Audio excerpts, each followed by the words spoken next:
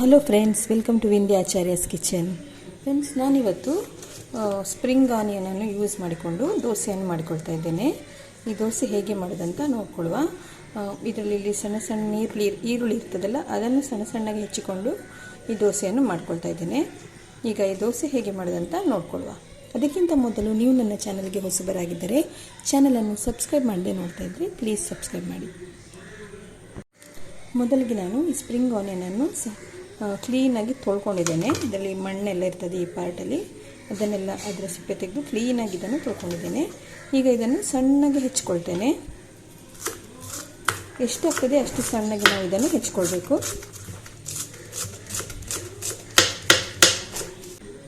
ಈಗ ಇದನ್ನು ನಾನು ಸಣ್ಣ ಸಣ್ಣಗೆ ಹೆಚ್ಚಿಕೊಂಡಿದ್ದೇನೆ. ಇದನ್ನು ಬದಿಗೆ ಇಟ್ಕೊಳ್ತೇನೆ. ಇಲ್ಲಿ ನಾನು 1.5 ಕಪ್ನಷ್ಟು ಅಕ್ಕಿಯನ್ನು ರಾತ್ರಿ ಇಡೀ ನೆನೆಸಿಟ್ಕೊಂಡಿದ್ದೇನೆ.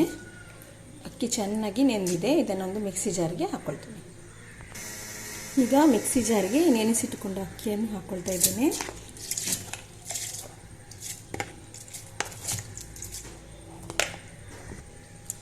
ಇಲ್ಲಿ ನಾನು ಒಂದು 6 ಮೆಣಸಿನಕಾಯಿ, ಈ ಉದ್ದ ಮೆಣಸಿನಕಾಯಿ, ಖಾರ ಇಲ್ಲದ್ದು, ಇದನ್ನು ನಾನು ಹುರಿಲಿಲ್ಲ. ಇದರಲ್ಲಿ ಯಾವ ಐಟಮ್ ಸಹ ಹುರಿಲಿಲ್ಲ.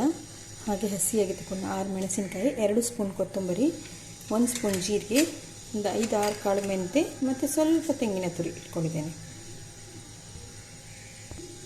ಈಗ ಈ ಅಕ್ಕಿ ಜೊತೆ ಈ ಮೆಣಸನ್ನು ಹಾಕ್ಕೊಳ್ತೇನೆ. ಕೊತ್ತಂಬರಿ 2 ಸ್ಪೂನು, ಜೀರಿಗೆ 1 ಸ್ಪೂನು, ಮೆಂತೆ ಒಂದು 4 ಕಾಳು ಮತ್ತು ತೆಂಗಿನ ತುರಿ ಸ್ವಲ್ಪ ಜಾಸ್ತಿ ಬೇಕಾದರೂ ಹಾಕ್ಕೊಳ್ಳೋದೇನೂ ಇರ್ಬೋದು. ಮತ್ತೊಂದು ಸಣ್ಣ ಹುಣಸೆ ಹಣ್ಣಿನ ಬೀಜದ ಗಾತ್ರದ ಹುಳಿಯನ್ನು ಇದಕ್ಕೆ ಹಾಕ್ಕೊಳ್ತಾ ಇದ್ದೇನೆ. ಈಗ ಇದನ್ನು ಮಿಕ್ಸಿಯಲ್ಲಿ ನೈಸಾಗಿ ನೀರು ದೋಸೆ ನಾವು ಗ್ರೈಂಡ್ ಮಾಡೋ ಥರ ನೈಸಾಗಿ ಗ್ರೈಂಡ್ ಮಾಡಿಕೊಳ್ತೇನೆ. ಈಗ ಇದನ್ನು ನೀರು ದೋಸೆಗೆ ಗ್ರೈಂಡ್ ಮಾಡುವಾಗೆ ನೈಸಾಗಿ ಗ್ರೈಂಡ್ ಮಾಡಿಕೊಂಡಿದ್ದೇನೆ. ನೋಡಿ, ನೈಸಾಗಿ ಗ್ರೈಂಡ್ ಆಗಿದೆ.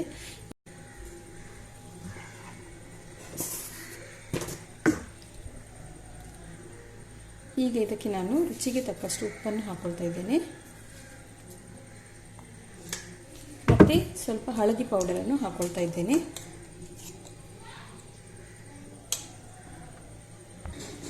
ಈಗ ಇದಕ್ಕೆ ನಾನು ಹೆಚ್ಚಿಟ್ಟುಕೊಂಡ ಸ್ಪ್ರಿಂಗ್ ಆನಿಯನನ್ನು ಹಾಕ್ಕೊಳ್ತಾ ಇದ್ದೇನೆ. ಈಗ ಇದನ್ನು ಚೆನ್ನಾಗಿ ಮಿಕ್ಸ್ ಮಾಡಿಕೊಳ್ಬೇಕು.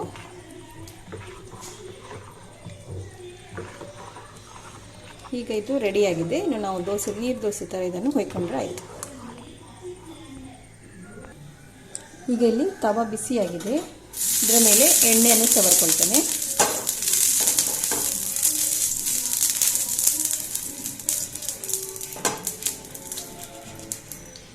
ಈಗ ನಮ್ಮ ಹಿಟ್ಟಿಂದ ದೋಸೆಯನ್ನು ಇಟ್ಕೊಳ್ತೇನೆ.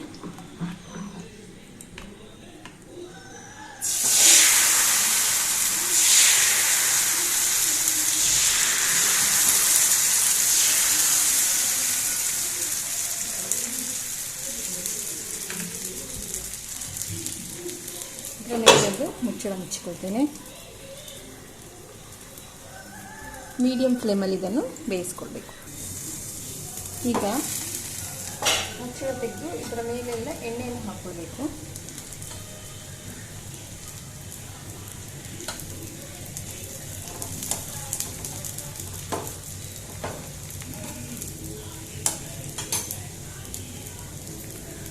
ಓಪನ್ ಮಾಡಿ ಆದಮೇಲೆ, ಮುಚ್ಚಳ ಓಪನ್ ಮಾಡಿದ್ಮೇಲೆ ಒಂದು 5 ನಿಮಿಷ ಹಾಗೆ ಬೇಯಲಿಕ್ಕೆ ಬಿಡಬೇಕು. ಈಗ ಇದು ರೆಡಿಯಾಗಿದೆ. ಸೈಡಿಂದ ಈ ಥರ ಫಸ್ಟ್ ಬಿಡಿಸ್ಕೊಳ್ಬೇಕು ಇದನ್ನು.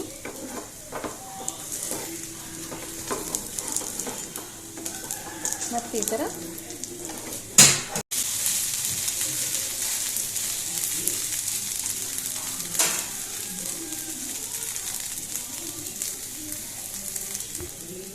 ಈಗ 2 ಕಡೆನೂ ಕರೆಕ್ಟಾಗಿ ಕುಕ್ ಆಗಿದೆ. ನೋಡಿ, 2 ಕಡೆ ಕರೆಕ್ಟಾಗಿ ಕುಕ್ ಆಗಿದೆ. ಇದನ್ನು ತೆಗೆದುಕೊಳ್ತೇನೆ.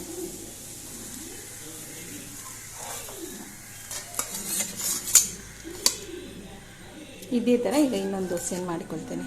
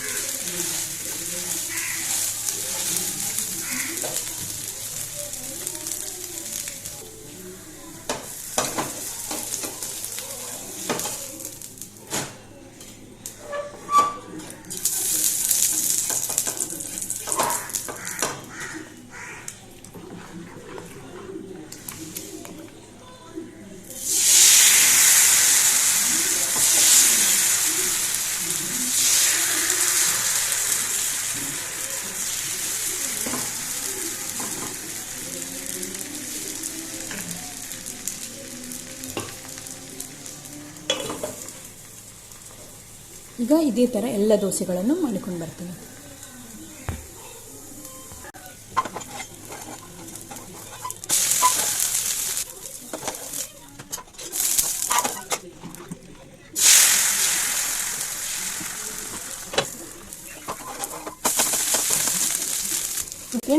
ಟೇಸ್ಟಿಯಾದ ಸ್ಪ್ರಿಂಗ್ ಆನಿಯನ್ ದೋಸೆ ರೆಡಿಯಾಗಿದೆ. ನೋಡಿ ಎಷ್ಟು ತೆಳುವಾಗಿ,